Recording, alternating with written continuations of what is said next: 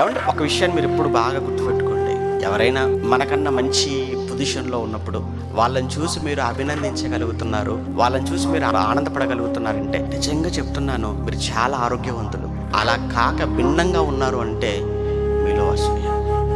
ఇంకొక మాట చెప్పుకుంటారు, ఎప్పుడు చెప్తుంటాను, బహుమతి పొందుకున్నవాడు గొప్పవాడు అని మనం అనుకుంటున్నాం. నిజమే, పొందుకున్నవాడు గొప్పవాడు. కానీ ఇతను గొప్పవాడు అని నువ్వు మనస్ఫూర్తిగా, నువ్వు ఆనందముతో నవ్వుతూ నువ్వు చప్పట్లు కొట్టి అతన్ని అభినందించగలుగుతున్నావంటే ఆ మనసు అందరికీ రాదు. నిజంగా నువ్వు ఆ పని చేయగలుగుతున్నావంటే హ్యాట్సప్, నువ్వు చాలా ఆరోగ్యవంతుడు. నువ్వు అది నీలో లేకపోవటం వల్లనే కళ్ళు లోపలికి వెళ్ళిపోతున్నాయి, బుర్రసరిగా పనిచేయటం లేదు, కాళ్ళ నొప్పుడు, కీళ్ళ నొప్పుడు, మెడల నొప్పుడు, నడువుల నొప్పులు. వాళ్ళేం ఉద్యోగానికి వెళ్ళిపోతుంటారు, నువ్వే హాస్పిటల్కి వెళ్ళిపోతుంటావు. వాళ్ళేం పార్కులమ్మడికి వెళ్ళిపోతుంటారు, నువ్వే మెడికల్ షాప్ చుట్టూ తిరుగుతుంటావు. ఆఖరికి వాళ్ళు ఇల్లు కట్టుకుంటారు, నువ్వు సమాధి కట్టుకుంటావు. అందుకే అసూయని విడిచిపెట్టండి, మీ ఆరోగ్యాన్ని కాపాడుకోండి.